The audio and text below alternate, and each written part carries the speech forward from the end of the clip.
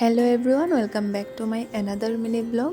তো আজকে আমার বাগানের ফুল থেকে ভিডিওটা শুরু করছি, কারণ ঘুম থেকে উঠে আমার অনেকটা সময় চলে যায় আমার বাগানের ফুলগুলোকে দেখতে।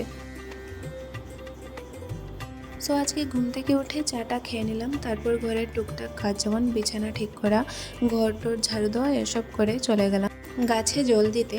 আমাদের এখানে সাপ্লাই জল আসে দুদিন পর বা একদিন পর, তখন আমরা গাছে জল দিই। আর লাস্ট 2-3 দিন থেকে মা ঠাকুর দিচ্ছিলেন, কারণ লাস্ট চেক আপে ডক্টর বলেছিল এখন মা টুকটাক মাথা ঝুঁকিয়ে কাজ করতে পারবেন। তো আজকে ভাবলাম আমি ঠাকুর দেব। আমি যদি 2-3 দিন ঠাকুর না দিই, আমার ভিতরে কীরকম একটা অশান্তি করে, আমি জানি না এটা সবার হয় কি না।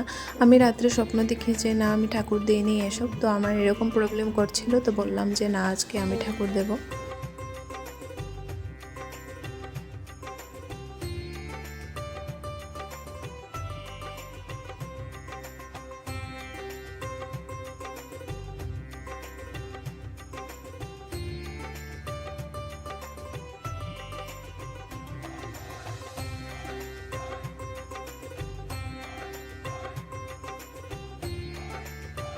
তারপর চলে আসলাম রান্নাঘরে। আজকে আমি দুটো তরকারি বানাবো। একটা বানাবো লাউ ডুগা দিয়ে শস্য দিয়ে, আর একটা বানাবো সজনে ডাঁটা তরকারি। আর আমি আগের ভিডিওতে বলেছিলাম যে আমার সজনে ডাঁটা কতটা প্রিয়, আমাকে যদি কেউ রোজ খেতে দেয় আমি রোজ খেতে পারবো। আর সত্যি কথা বলতে যেদিন থেকে সজনেগুলো বাজারে বেরিয়েছে সেই দিন থেকে আমাদের ঘরে প্রায় রোজ এই আইটেমটা হচ্ছে। সো আমার এগুলো রান্না করার পর মা আমাকে হেল্প করবে। শীতল বড়া বানাবো আজকে, আমি প্রথমবার বানাবো। আমি সব কিছু প্রথমবারই করছি, কারণ আমি আগে রান্না ততটা করতাম না। এখন আস্তে আস্তে সব কিছু শেখা হয়ে যাচ্ছে। আজকে শীতল বড়া বানাচ্ছি, আর এখানে আমি শীতলের বড়ার ভিতরের শীতল দিয়ে মশলাটা আমি রেডি করে নিয়েছি।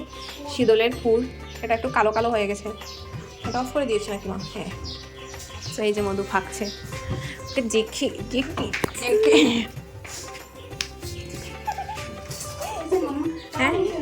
হ্যাঁ। আর এখানে আমি মাকে বলছিলাম একটু হাসার জন্য, মার হাসিটা এত সুন্দর তোমাদের সবার ভালো লাগবে। তো মা বলছিল মার হাসির জন্য আমি নাকি ভিউজ আর লাইক পাচ্ছি না। তারপর বিকালে আমি আর মধু চলে গেলাম ফটোশ্যুট করতে। মধু আজকে আমাকে বলছিল যে আমার কয়টা ফটো উঠিয়ে দেবে। আর আমার বাসার এই জায়গাটা আমি আগেও দেখিয়েছি আর একটা ব্লগে, এতটা সুন্দর। তারপর মধুর নিজেরই শখ হয়ে গেল, ও কাপড় লাগিয়ে চলে আসলো। সো আজকের জন্য এতটুকুই, দেখা হচ্ছে কালকে অন্য কোনো ব্লগে। টাটা।